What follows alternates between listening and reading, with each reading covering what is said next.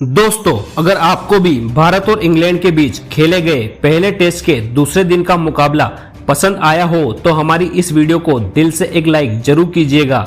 आज के इस वीडियो का लाइक टारगेट सिर्फ और सिर्फ 100 लाइक से, तो लाइक करना बिल्कुल भी मत भूलिएगा। तो बिना किसी देरी के फटाफट इस धमाकेदार हाईलाइट को स्टार्ट करते हैं। दोस्तों, भारत और इंग्लैंड के बीच खेले जा रहे पहले टेस्ट मैच के दूसरे दिन भारतीय खिलाड़ियों ने ऐसा तांडव मचाया जिसका अंदाजा शायद किसी को भी नहीं था। जी हां दोस्तों, पहले दिन तो भारतीय बल्लेबाज केएल राहुल, यशस्वी जायसवाल और शुभमन गिल के साथ साथ ऋषभ पंत ने तूफानी पारी खेलकर टीम इंडिया के स्कोर को दिन के अंत तक 85 ओवर में 359 रनों तक पहुंचा दिया था। शुभमन गिल 16 चौकों और एक छक्के की मदद से 127 रनों की पारी खेलकर नाबाद थे, तो वहीं ऋषभ पंत भी 65 रन बनाकर मैदान पर डटे हुए थे। दूसरे दिन का खेल शुरू हुआ तो इंग्लैंड की तरफ से 86वां ओवर में गेंदबाजी करने आए ब्रैंडन कार्स, उनके सामने स्ट्राइक पर थे शुभमन गिल, लेकिन 89वें ओवर में क्रिस वोक्स ने खतरनाक गेंदबाजी करते हुए बल्लेबाजों को खूब परेशान किया और एक एक रन के लिए तरसा दिया। क्रिस वोक्स की खतरनाक गेंद दोनों बल्लेबाजों को बिल्कुल भी समझ में नहीं आ रही थी और दोनों बल्लेबाज संभल कर बल्लेबाजी करते हुए अपना विकेट बचाने में लगे हुए थे। 89वें ओवर में क्रिस वोक्स ने एक भी रन नहीं बनने दिया, यानी कि यह ओवर मेडल रहा, लेकिन वह भी पंत और शुभमन गिल की साझेदारी को तोड़ने में सफल रहे। 90वें ओवर में इंग्लैंड के कप्तान बेन स्टोक्स ने रणनीति बनाई, विकेट की तलाश में गेंदबाजी के लिए एक बार फिर से ब्रैंडन कार्स को बुला लिया, लेकिन उनकी पहली गेंद पर ऋषभ पंत ने गगनचुंबी छक्का लगाकर उनकी सारी रणनीतियों पर पानी फेर दिया। 90वें ओवर की अगली गेंद वाइड चली गई। ओवर की दूसरी गेंद पर ऋषभ पंत ने एक रन चुरा लिया। 90वें ओवर की समाप्ति के बाद टीम इंडिया का स्कोर 374 रनों तक पहुंचा दिया था। पंत और गिल मिलकर इंग्लैंड के हर गेंदबाजों की जबरदस्त धुनाई कर रहे थे। इंग्लैंड को इस मुकाबले में बने रहने के लिए विकेट निकालने की काफी जरूरत हो गई थी।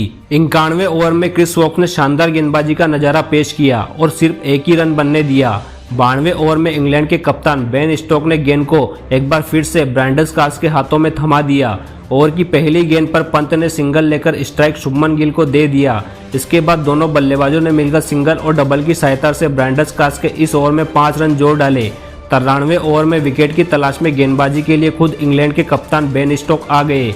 ओवर की पहली गेंद पर पंत ने तगड़ा प्रहार किया और गेंद को साइड की दिशा में धकेल दिया। गेंद तेजी से बाउंड्री की तरफ जा रही थी, जहां पर क्रिस वोक्स खड़े थे। क्रिस वोक्स ने शानदार फील्डिंग करते हुए गेंद को रोक लिया, लेकिन तब तक पंत 2 रन दौड़कर पूरा कर चुके थे। बेन स्टोक्स के चेहरे पर साफ दबाव झलक रहा था और इस ओवर में उन्होंने दोनों बॉल फेंकी। इसी का फायदा उठाते हुए शुभमन गिल ने ओवर की अंतिम गेंद पर सनसनाता हुआ चौका लगाकर बेन स्टोक्स को खून के आंसू रोने के लिए मजबूर कर दिया। बेन स्टोक्स का यह ओवर काफी महंगा साबित हुआ। उन्होंने 93वें ओवर में 9 रन लुटाए। 94वें ओवर की पहली गेंद पर ऋषभ पंत ने खतरनाक चौका लगाया। इसी के साथ वह धीरे धीरे अपने शतक की तरफ बढ़ रहे थे। इंग्लैंड की तरफ से 96वें ओवर में गेंदबाजी करने के लिए आए स्पिनर शोएब बशीर, उनके सामने स्ट्राइक पर थे ऋषभ पंत। ताबड़तोड़ अंदाज में बल्लेबाजी करते हुए पंत ने पहली गेंद पर शानदार चौका जड़ाकर टीम इंडिया के स्कोर को तेजी से आगे बढ़ाया। इसके बाद 5वीं गेंद पर उन्होंने मिड विकेट के ऊपर से गगनचुंबी छक्का लगाकर शोएब बशीर के होश उड़ा दिए। पंत ने अकेले इस ओवर में 11 रन जोड़ डाले। 96वें ओवर की समाप्ति के बाद टीम इंडिया का स्कोर 400 रनों के पार पहुंच गया था। वहीं ऋषभ पंत अपने शतक के बेहद करीब पहुंच गए थे। 97वें ओवर में पंत और गिल ने मिलकर 5 रन बटोर लिए, जिसने शुभमन गिल में एक चौका भी लगाया। 98वें ओवर में गेंदबाजी करने आए शोएब बशीर ने 3 रन खर्च किए। अभी भी पंत अपने शतक से 2 रन दूर थे। 19वें ओवर में बेन स्टोक्स ने खतरनाक गेंदबाजी करते हुए सिर्फ एक ही रन बनने दिया। अभी भी पंत अपना शतक नहीं पूरा कर पाए रहे थे।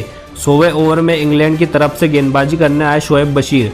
ओवर की पहली गेंद पर ऋषभ पंत ने लॉन्ग ऑफ की दिशा में एक हाथ उठाकर गगनचुंबी अपना शतक लगा दिया। ऋषभ पंत ने यह शतक 10 चौकों और 4 छक्कों की मदद से पूरा किया। टेस्ट क्रिकेट में यह उनका 7वां शतक था। इसी के साथ उन्होंने महेंद्र सिंह धोनी के रिकॉर्ड को भी चकनाचूर कर दिया। आपको बता दें कि धोनी ने अपने टेस्ट करियर में सिर्फ 6 शतक ही लगाए हैं। वहीं पंत ने 7वां शतक लगाकर धोनी को भी पीछे छोड़ दिया। शतक लगाने के बाद पंत और भी ज्यादा आक्रामक हो गए। उन्होंने तीसरी गेंद पर सनसनाता हुआ एक बार फिर से शोएब बशीर को एक छक्का उड़ाकर उनकी धज्जियां उड़ा दी। शोएब बशीर ने अपने इस ओवर में 13 रन लुटा डाले। 100वें ओवर की समाप्ति के बाद टीम इंडिया का स्कोर 3 विकेट के नुकसान पर 426 रन बन चुका था। इसके बाद बेन स्टोक्स ने शोएब बशीर के ऊपर भरोसा जताया और विकेट की तलाश में गेंदबाजी के लिए गेंद उनके हाथों में थमा दी। इस बार शोएब बशीर ने इतनी खतरनाक गेंदबाजी की कि शुभमन गिल के होश उड़ गए। गिल को उनकी गेंद बिल्कुल भी समझ नहीं आ रही थी और वह संभल कर बल्लेबाजी करते हुए अपना विकेट बचाने में लगे हुए थे। इसी का फायदा उठाते हुए शोएब ने 5वीं गेंद पर शुभमन गिल को जोश टंग के हाथों कैच पकड़वाकर उनको पेविलियन का रास्ता भिजवा दिया। इस तरीके से भारतीय टीम को शुभमन गिल के रूप में चौथा झटका लगा। शुभमन गिल 227 गेंदों में 19 चौकों और एक छक्कों की मदद से 147 रनों की ऐतिहासिक पारी खेलकर वापस लौटे, लेकिन ऋषभ पंत अभी भी मैदान पर डटे हुए थे। उनका साथ देने के लिए नए बल्लेबाज करुण नायर आ चुके थे। आपकी जानकारी के लिए बता दें, करुण नायर की 8 सालों के बाद भारतीय टीम को मौका मिल रहा है। 103वें ओवर में इंग्लैंड के कप्तान ने शानदार गेंदबाजी का नजारा पेश कर रहे थे। तभी 5वीं गेंद पर पंत ने जबरदस्त चौका लगाकर टीम इंडिया के स्कोर को 435 रन तक पहुंचा दिया। 104वें ओवर में इंग्लैंड के कप्तान बेन स्टोक ने बॉलिंग अटैक पर शोएब बशीर को लगाया, जिसने पहले ही गेंद पर पंत ने गगनचुंबी छक्का लगाकर टीम इंडिया को रॉकेट की रफ्तार से आगे बढ़ाया। इसके बाद भी पंत का बल्ला रुकने का नाम नहीं लिया और उन्होंने 105वें ओवर की पहली गेंद पर चौका जड़ दिया। फिर तीसरी गेंद पर उन्होंने सिंगल लेकर स्ट्राइक करुण नायर को दे दी। तभी ओवर की अंतिम गेंद पर बेन स्टोक ने करुण नायर को ओली पोप के हाथों पकड़वाकर उनको पेविलियन का रास्ता भिजवाया। करुण नायर अपना खाता भी नहीं खोल पाए। इस तरीके से टीम इंडिया को 447 रनों के स्कोर पर 5वां झटका लग गया। 105 ओवर की समाप्ति के बाद टीम इंडिया का स्कोर 5 विकेट के नुकसान पर 447 रन हो गया। करुण नायर का विकेट गिरने के बाद टीम इंडिया की पारी को संभालने के लिए ऋषभ पंत का साथ देने रविंद्र जडेजा मैदान पर आए। दोनों बल्लेबाजों ने समझदारी के साथ बल्लेबाजी करते हुए टीम इंडिया के स्कोर को 353 रनों तक पहुंचा दिया, लेकिन 108वें ओवर में जोश टंग ने ऋषभ पंत को एलबीडब्ल्यू करके टीम इंडिया को 6वां बड़ा झटका दिया। ऋषभ पंत टीम इंडिया के लिए 134 रनों की पारी खेलकर वापस लौटे। अपने इस बल्लेबाजी के दौरान उन्होंने 12 चौके और 6 गगनचुंबी छक्के लगाए। पंत का विकेट गिरने के बाद रविंद्र जडेजा का साथ देने के लिए शार्दुल ठाकुर आ चुके थे, लेकिन वह भी ज्यादा देर मैदान पर नहीं टिक पाए और गेंद को सीधा जेमी स्मिथ के हाथों में कैच मार बैठे। शार्दुल ठाकुर सिर्फ 1 रनों का योगदान ही दे पाए। लंच के बाद जब दूसरा सेशन शुरू हुआ तो रविंद्र जडेजा का साथ देने के लिए जसप्रीत बुमराह बल्लेबाजी करने के लिए मैदान में उतरे। वहीं इंग्लैंड की तरफ से 110वें ओवर में गेंदबाजी करने के लिए शोएब बशीर आए। उनके सामने स्ट्राइक पर मौजूद थे रविंद्र जडेजा। खतरनाक गेंदबाजी करते हुए शोएब बशीर ने उनको खूब परेशान किया और एक रन के लिए तरसा दिया। रविंद्र जडेजा संभल कर बल्लेबाजी करते हुए अपना विकेट बचाने में लगे हुए थे। शोएब बशीर ने 110वें ओवर में एक भी रन नहीं बनने दिया, यानी कि यह ओवर मेडल रहा। इस तरीके से इंग्लैंड के गेंदबाजों ने टीम इंडिया को तेजी से बढ़ते हुए स्कोर पर ब्रेक लगा दी। 101वें ओवर में इंग्लैंड के कप्तान बेन स्टोक ने गेंदबाजी करने के लिए जोश टंग को भेजा। ओवर की पहली गेंद पर इंग्लैंड की मिस फील्डिंग की वजह से बाउंड्री को पार कर गई। इस तरीके से टीम इंडिया को 4 एक्स्ट्रा रन मिल गए, लेकिन तीसरी गेंद पर जोश टंग ने जसप्रीत बुमराह को अपने जाल में फंसाया और भारतीय टीम को 8वां झटका दे दिया। जसप्रीत बुमराह बिना खाता खोले ही अपना विकेट गंवा बैठे। अब टीम इंडिया की तरफ से बल्लेबाजी करने उतरे मोहम्मद सिराज। मैदान पर उतरते ही सिराज ने सिंगल लेकर स्ट्राइक रविंद्र जडेजा को दे दिया और रविंद्र जडेजा ने ओवर की अंतिम गेंद पर खतरनाक चौका जड़कर टीम इंडिया के स्कोर को 463 रन तक पहुंचा दिया। 112वें ओवर में इंग्लैंड की तरफ से गेंदबाजी करने आए ब्रेंडन कार्स, जहां पर रविंद्र जडेजा और मोहम्मद सिराज ने मिलकर 6 रन जोड़ डाले, जिसमें जडेजा ने एक जबरदस्त चौका साइड की दिशा में लगाया। 113वें ओवर में इंग्लैंड के कप्तान बेन स्टोक ने बॉलिंग अटैक पर जोश टंग को लगाया और जोश टंग ने खतरनाक गेंदबाजी करते हुए पहली गेंद पर रविंद्र जडेजा को क्लीन बोल्ड कर उनके चारों खाने चित कर दिए। जडेजा का विकेट गिरने के बाद बैटिंग करने के लिए उतरे प्रसिद्ध कृष्णा ने दूसरी गेंद पर सिंगल लिया। फिर चौथी गेंद पर सिंगल लेकर मोहम्मद सिराज ने स्ट्राइक प्रसिद्ध कृष्णा को दे दिया। तभी ओवर की अंतिम गेंद पर जोश टंग ने प्रसिद्ध कृष्णा का विकेट चटकाकर भारतीय पारी को समाप्त कर दिया। इस तरीके से इंडिया ने पहली इनिंग्स में 471 रनों का पहाड़ जैसा स्कोर बना चुकी थी। टीम इंडिया की तरफ से सबसे ज्यादा 147 रन कप्तान शुभमन गिल ने बनाए। वहीं यशस्वी जायसवाल 101 रन तो ऋषभ पंत ने भी 134 रनों की शतकीय पारी खेली। इंग्लैंड की तरफ से गेंदबाजी करते हुए बेन स्टोक और जोश टंग ने 4-4 विकेट अपने नाम किए। इसके बाद जब इंग्लैंड की टीम बल्लेबाजी करने उतरी तो मैदान पर बारिश शुरू हुई। लगभग आधे घंटे के बाद जब बारिश रुकी तो इंग्लैंड की पारी की शुरुआत हुई। इंग्लैंड की तरफ से ओपनिंग करने के लिए जैक क्रॉली और बेन डकेट की खतरनाक जोड़ी मैदान पर उतरी। वहीं टीम इंडिया की तरफ से पहले ओवर में गेंदबाजी करने आए रफ्तार के सौदागर जसप्रीत बुमराह की चौथी गेंद पर जैक क्रॉली ने शानदार चौका लगाकर अपनी टीम का हौसला जाहिर किया। इसके बावजूद जसप्रीत बुमराह ने हिम्मत नहीं हारा और खतरनाक गेंदबाजी करते हुए जाते जाते पहले ओवर की अंतिम गेंद पर जैक क्रॉली को करुण नायर के हाथों कैच पकड़वाकर इंग्लैंड की टीम को पहला झटका दे दिया और भारतीय टीम को पहली सफलता दिलाई। जैक क्रॉली इंग्लैंड के लिए सिर्फ 4 रनों की पारी खेलकर बेहद निराश मन से वापस लौटे।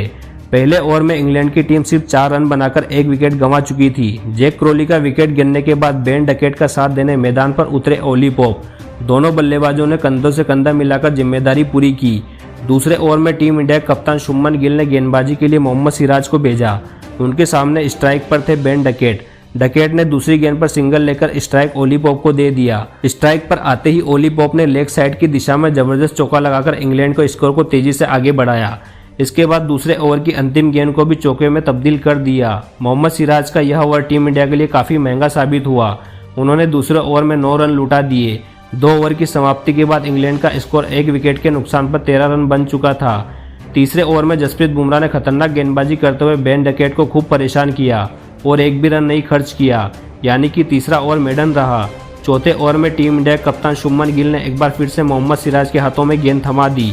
ओवर की पहली गेंद पर बेन डकेट ने शानदार चौका लगाकर इंग्लैंड के स्कोर को रॉकेट की रफ्तार से आगे बढ़ाया। फिर दूसरी गेंद पर चीते की रफ्तार दौड़कर 2 रन चुरा लिए। इसके बाद चौथे ओवर की अंतिम गेंद पर बेन डकेट ने सनसनाता हुआ चौका लगाकर इंग्लैंड के स्कोर को 24 रन तक पहुंचा दिया। दोनों बल्लेबाज पूरी तरीके से मैदान में सेट हो चुके थे और तेजी से रन बटोरते हुए इंग्लैंड के स्कोर को आगे बढ़ा रहे थे, जबकि टीम इंडिया विकेट की तलाश में थी। 5वें ओवर में दोनों बल्लेबाजों ने जसप्रीत बुमराह की भी जमकर धुनाई कर दी। इस ओवर में ओली पोप और बेन डकेट ने 11 रन जोड़ डाले, जिसमें दोनों बल्लेबाजों ने एक एक चौका लगाया था। 5 ओवर की समाप्ति के बाद इंग्लैंड का स्कोर 35 रन तक पहुंच गया था। छठे ओवर में टीम इंडिया की तरफ से गेंदबाजी कर रहे थे मोहम्मद सिराज। ओवर की पहली गेंद पर ओली पोप ने लॉन्ग ऑफ की दिशा में शानदार चौका जड़ा। 7वें ओवर में टीम इंडिया के कप्तान शुभमन गिल ने जसप्रीत बुमराह पर भरोसा जताया और विकेट की तलाश में गेंदबाजी के लिए उनको भेज दिया। इस बार जसप्रीत बुमराह ने इतनी खतरनाक गेंदबाजी की कि बेन डकेट के होश उड़ गए। जसप्रीत बुमराह की गेंद उनको बिल्कुल भी समझ में नहीं आ रही थी। वह संभल कर बल्लेबाजी कर रहे थे। 7वें ओवर में जसप्रीत बुमराह ने एक भी रन नहीं बनने दिया। इस तरीके से इंग्लैंड की तेजी से बढ़ते हुए स्कोर पर ब्रेक लग गया। 8वें ओवर में टीम इंडिया की गेंदबाजी में बदलाव देखने को मिला और टीम इंडिया के कप्तान शुभमन गिल ने गेंदबाजी के लिए प्रसिद्ध कृष्णा को बुला लिया। शानदार गेंदबाजी करते हुए प्रसिद्ध कृष्णा ने 8वें ओवर में सिर्फ 2 रन ही खर्च किए। 9वें ओवर में बेन डकेट ने अकेले 6 रन बटोर लिए, जिसमें उन्होंने एक चौका लगाया। 10वें ओवर में ओली पोप और बेन डकेट सिंगल के साथ ही काम चला रहे थे। तभी 5वीं गेंद पर बेन डकेट ने खतरनाक चौका लगाकर इंग्लैंड के स्कोर को 54 रनों तक पहुंचा दिया। 12वें ओवर में ओली पोप ने लगातार 2 चौके लगाए, लेकिन 13वें ओवर में मोहम्मद सिराज ने शानदार गेंदबाजी करते हुए दोनों बल्लेबाजों को पूरी तरह से जकड़ रखा था और सिर्फ 2 ही रन खर्च किए।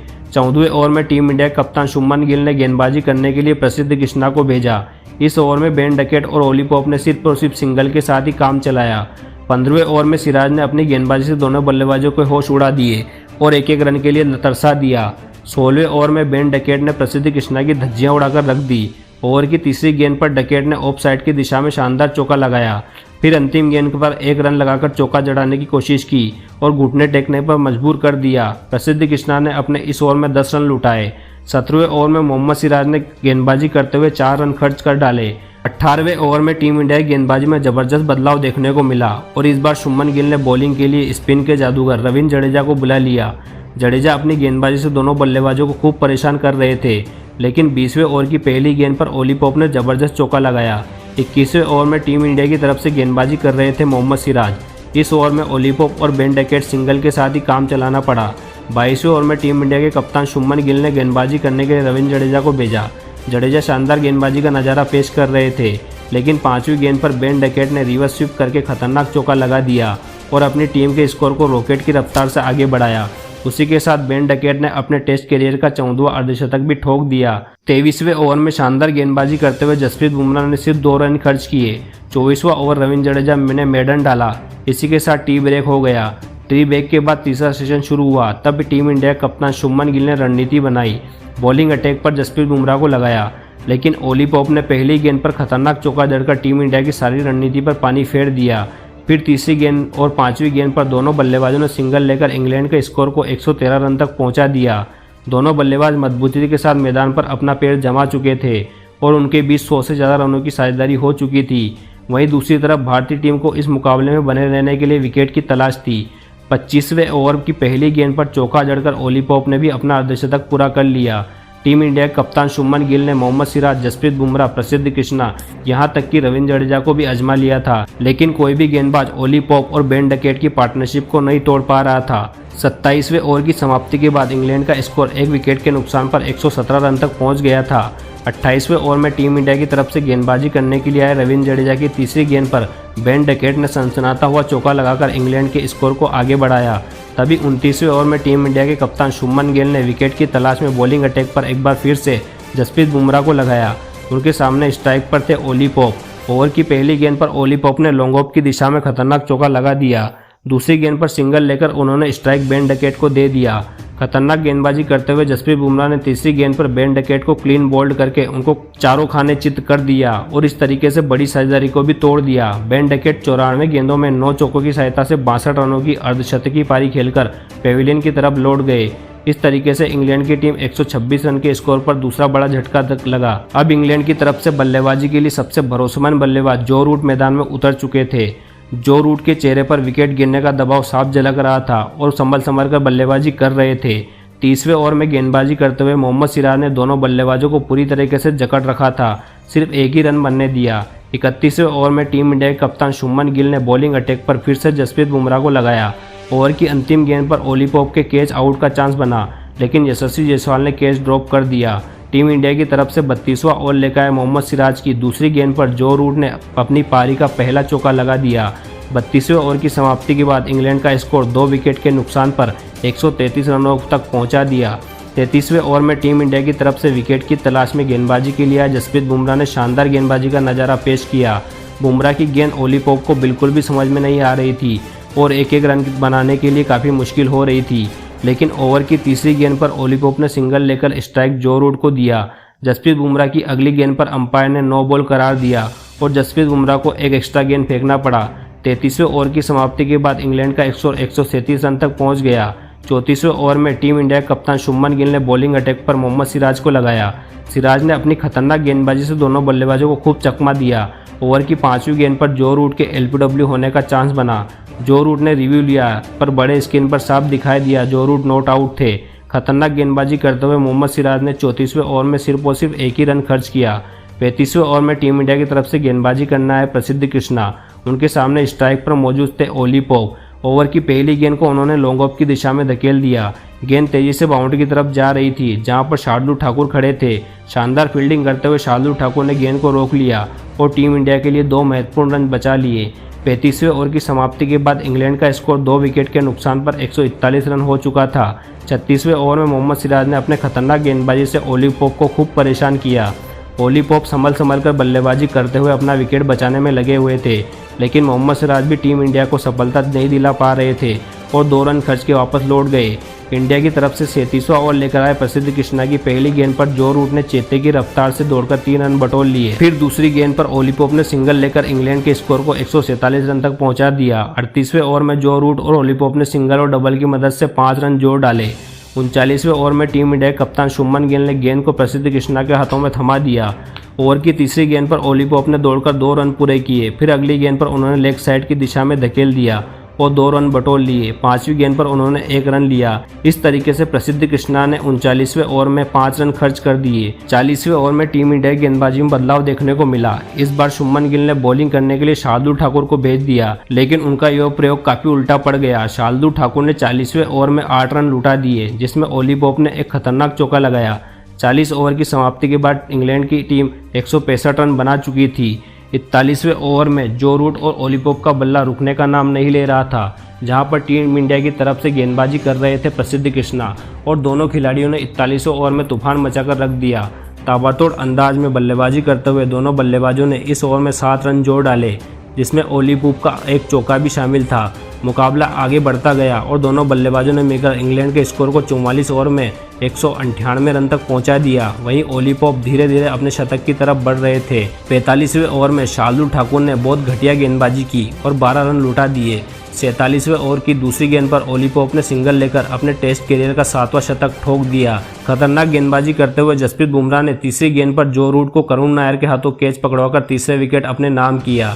इस तरीके से 206 रन के स्कोर पर इंग्लैंड को तीसरा विकेट गिरा। लेकिन दोस्तों, आपको क्या लगता है, रूट का विकेट गिरने के बाद इंग्लैंड की तरफ से बल्लेबाजी करने के लिए उतरे हैरी ब्रूक्स, वहीं 49वें ओवर में टीम इंडिया की तरफ से गेंदबाजी करने के लिए आए जसप्रीत बुमराह को चौथी गेंद पर हैरी ब्रूक्स ने मारने का प्रयास किया। मोहम्मद सिराज ने गेंद को जबरदस्त पकड़ा, लेकिन गेंद नो बॉल की वजह से हैरी ब्रूक्स को जीवनदान मिल गया। दूसरे दिन का खेल खत्म होने तक इंग्लैंड की टीम 3 विकेट के नुकसान पर 209 रन बना चुकी थी। ओली पॉप और हैरी ब्रूक्स मैदान पर डटे हुए थे। लेकिन दोस्तों, आपको क्या लगता है, क्या भारतीय टीम पहले टेस्ट को जीतकर सीरीज में बढ़त बना पाएगी? आप खुद नीचे कमेंट करके बताइए। ऐसी ही नई नई वीडियो के लिए हमारे चैनल को सब्सक्राइब कीजिएगा। धन्यवाद।